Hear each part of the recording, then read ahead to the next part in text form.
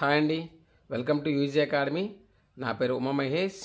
ఈరోజు అనగా 6వ తారీఖు రోజు జరిగిన హెచ్జిటి మార్నింగ్ సెషన్లో వచ్చిన ఈవీఎస్ బిట్స్ గురించి ఒకసారి చూద్దామండి. ఫస్ట్ క్వశ్చన్ మొత్తం లాస్ట్ వరకు చూడండి. మొత్తం 26 క్వశ్చన్స్ ఇవ్వడం జరిగింది. ఫస్ట్ క్వశ్చన్, అల్లూరి సీతారామరాజు జిల్లా ప్రధాన కేంద్రం ఏది? పాడేరండి. అలాగే సెకండ్ క్వశ్చన్, మార్కో పోలో ఎవరి కాలంలో భారతదేశంకి వచ్చాడు? థర్డ్ క్వశ్చన్, లోక్సభ ఎన్నికలలో తక్కువ పోలింగ్ అయిన సంవత్సరం ఏది అని ఇవ్వడం జరిగింది. అలాగే ఫోర్త్ క్వశ్చన్, కేరళలో ఎక్కువగా ఉన్న అడవులు ఏవి? ఫిఫ్త్ క్వశ్చన్, ఈ క్రింది వారిలో ఆంధ్రప్రదేశ్కి చెందిన స్వాతంత్ర సమరయోధులు కానివారు ఎవరు? Option A Ponaka Kanakamma, option B Duvvuri Subbamma, option C Konda Venkayya, option D Sarojini Naidu. అలాగే సిక్స్త్ క్వశ్చన్, కుట్టు మిషన్ సూది చలనం ఏది?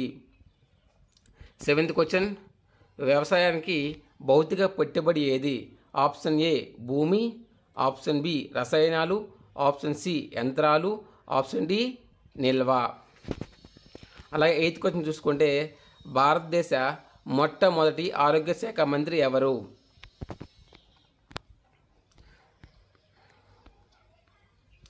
నైన్త్ క్వశ్చన్, కొరికే దంతాలు నమిలే దంతాల మీద ఒక బిట్ ఇవ్వడం జరిగిందండి. అది ఎగ్జాక్ట్గా మనకు తెలియలేదు, కాకపోతే ఆ టాపిక్ మీద బిట్ రావడం జరిగింది. అలాగే ఇక్కడ ఒక 10th క్వశ్చన్ చూసుకుంటే ఒక మ్యాచింగ్ ఇవ్వడం జరిగిందండి.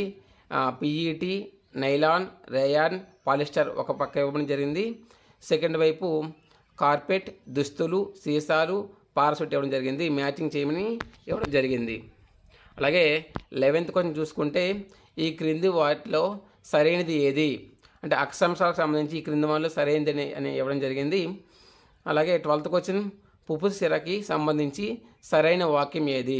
పుపుస సిరకు సంబంధించి సరైన వాక్యం అని ఇవ్వడం జరిగింది. కింద 4 ఆప్షన్స్ ఇవ్వడం జరిగింది.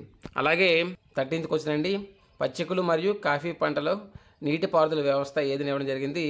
తుంపర, ఆప్షన్ బి బిందు సేద్యం, ఆప్షన్ సి గొలుసు పంపు, ఆప్షన్ డి ఏతం పద్ధతి. అలాగే 14th క్వశ్చను, సింధు లోయ నాగరికతలో స్నానవాటిక బయటపడిన ప్రాంతం ఏదని ఇవ్వడం జరిగింది. 15th క్వశ్చన్, ఉపగ్రహాలు లేని గ్రహాలు ఏవి? 16th క్వశ్చన్, ఢిల్లీ సుల్తాన్ వంశంలో ఎక్కువ కాలం పరిపాలించిన కుటుంబం ఏదని ఇవ్వడం జరిగిందండి. 17th క్వశ్చన్, ఈ క్రింది వాటిలో హరిత గృహ వాయువు కానిది ఏది అని ఇవ్వడం జరిగింది. 18th క్వశ్చన్, కాండం ద్వారా శాఖీ వ్యాప్తి చేయు మొక్క ఏది? Option A strawberry, option B అల్లం, ఆప్షన్ సి బంగాళదుంప, ఆప్షన్ డి కంద. అలాగే 19th క్వశ్చన్ చూసుకుంటే, ట్రాఫిక్ అవాంతరాలు తగ్గించడానికి అనుసరించవలసింది ఏంటి? Option A Google Maps follow అవ్వడం, option B FM updates follow అవ్వడం, ఆప్షన్ సి వాట్సాప్ చిట్కాలు ఫాలో అవ్వడం, option D traffic signal follow అవ్వడం. Right answer option D traffic signal follow అవ్వడం అండి. 20th క్వశ్చన్, శాస్త్రీయంగా ప్రవాహాలు అనగా ఏంటి అని ఇవ్వడం జరిగింది. అలాగే 21 క్వశ్చన్ మ్యాచింగ్ ఇవ్వడం జరిగిందండి. రైతు, క్షవకుడు, దర్జీ, ఎద్దు, బ్రష్ ఇలా ఇస్తూ అది మ్యాచింగ్ చేయమని ఇవ్వడం జరిగిందండి. ఒకసారి చూసుకోండి. అలాగే 22వ ప్రశ్న చూసుకుంటే, ఆహార పిరమిడ్కి సంబంధించి సరైన వాక్యం అని ఇవ్వడం జరిగిందండి. 4 ఆప్షన్స్ ఇవ్వడం జరిగింది. సరైనది గుర్తించమన్నారు. అలాగే 23వ క్వశ్చన్ చూసుకుంటే, మంట ఉత్పత్తికి అవసరం కానిది అని ఇవ్వడం జరిగిందండి. అలాగే ఇక్కడ మెథడాలజీకి వస్తే, సోషల్ టెక్స్ట్ బుక్ తయారు చేసినప్పుడు గుర్తుంచుకోవాల్సిన నియమాలు ఏమిటి అని ఇవ్వడం జరిగిందండి. అలాగే 25th క్వశ్చన్ చూసుకుంటే, విలువ ఆధారిత నిర్ణయంతో కూడిన అంత్య ముగింపు ఏది అని ఇవ్వడం జరిగిందండి. 26th, సాంఘిక పరిసరాల్లో హృదయపూర్వకంగా ఉద్దేశపూర్వకంగా కొనసాగే కార్యకారణ ప్రాజెక్ట్ అని ఎవరు అన్నారని ఇది నిర్వచనం ఇవ్వడం జరిగిందండి. సరే, మొత్తం 26 బిట్స్ అనేది మనము ఇప్పుడు చెప్పడం జరిగిందండి. Thank you for watching UG academy.